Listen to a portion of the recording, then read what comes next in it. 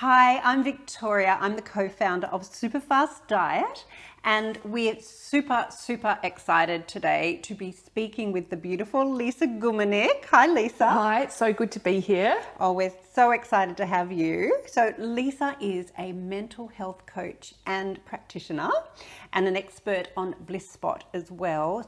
She knows pretty much all there is to know about mental health because she's experienced herself, and that's how it all came about, isn't it, Lisa? Absolutely. Yeah. And Lisa is going to explain the 3 F's, and it's not what you're thinking. It's not the F word, FFF, and why we're so stressed today. Sometimes when we are stressed, we think of the F word and that's what it feels like. But FFF is about fight, flight and freeze. So let me just take a step back to build some of the foundations here. So what happens is when we experience a stressful event, or maybe we watch something on television or we hear about something that is, negative, there's fear associated with it, which is often what a lot of news is. What happens is there's a part of our brain called the limbic system. So the limbic system is the emotional center of our brain. Mm-hmm. And there's 2 components that are really important and key here. One is the amygdala, and the amygdala is where the emotional centering in terms of where it processes emotions like fear. And then the hippocampus part of our brain processes memories and stores memories. So what happens is, in terms of our brain, when we watch something or experiencing something that's stressful, then those parts of our brain need to process them. And when we have an overload, then they get a little bit stuck. And that's where we get some symptoms and some overwhelm and feelings and sensations in our body. Now, it also relates to a part of our body, our nervous system. We know that there's 2 parts of the nervous system, the central and the autonomic nervous system. The autonomic nervous system is where things function, as it sort of implies, automatically. Right. So things like our digestion is really important. Our immune system, it functions without us knowing.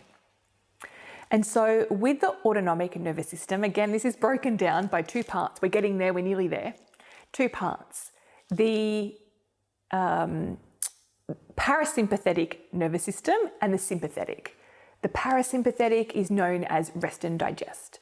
So that's where our body is able to naturally grow, regenerate, heal, and things are working the way that they should. Our digestion is working the way that it should. Our brain is working the way that it should. And we're relaxed, and I guess some people often say in flow. Inflow is a great word, yes. Yeah, and we do, and we feel relaxed and calm, and we're able to do things and process things. And then on the other side, there's this sympathetic nervous system that gets activated when we have some of these experiences. And what it does in our nervous system is it puts us into potentially a fight, flight, or freeze mode. So how does that feel? I know I've experienced it myself. Yeah. But can you explain it in your words? Yeah, How does that feel? Sure. So a really simple way to understand it is to think about what would happen if you saw a tiger. If a tiger was placed in front of you, and what do we do in olden days? Our nervous system was built to react in this particular way: fight, flight, or freeze. So you stay and you fight the tiger. Yes. You flee, you run away from the tiger, or you freeze, you stand in front of the tiger. And so it's our body's natural response mechanism, to fear and to overwhelm. But what's happening in our modern society, the tiger has been replaced by modern things. By someone beeping their horn that we weren't aware of, and it shocks us in our body. And things like our phones and notifications. Every time there's a notification, whether it's a visual notification on your screen or whether there's a sound notification on your phone, it's like puts you into that fight, flight, freeze, and your body is constantly being shocked, and your nervous system.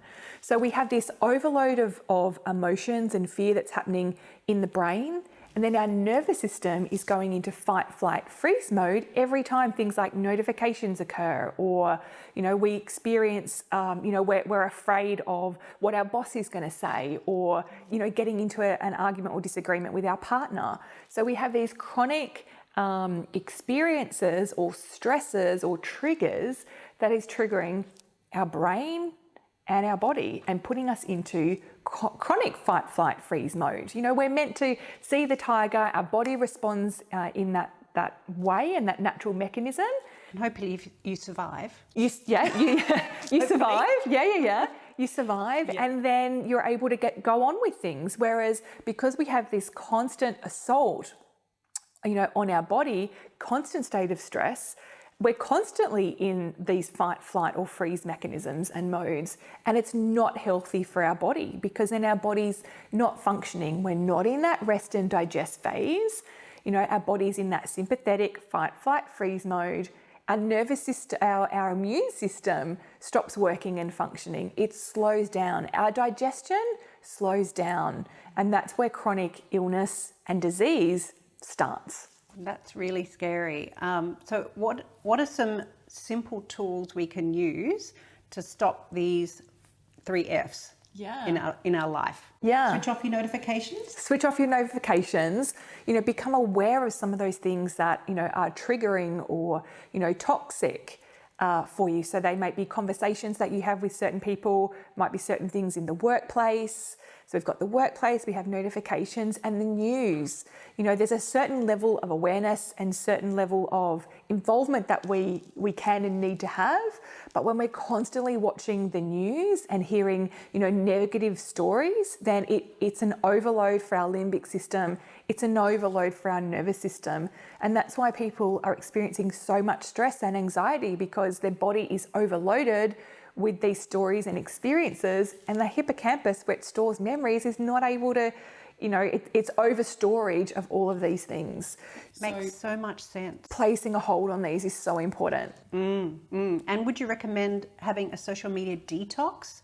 And if so, how often? Absolutely. I mean, I guess it's asking the question, how much social media is actually beneficial for you? What are you using it for? Morning and night is really, really important to change some of your routines. Have a look at how much time you're spending on there, what you're using it for. And what else can we do to help ourselves de-stress? Any other top tips before we go? Other ways to de-stress: spend some time in nature. Beautiful. Yeah, because, as I said, we're overloaded with all these things and stimuli and experiences. Let's create some really beautiful, connected experiences with some friends, family, and in nature. And put your phone in your handbag, or better still, leave it at home. Thank you so much, Lisa. Thanks. That's just fantastic. Yeah.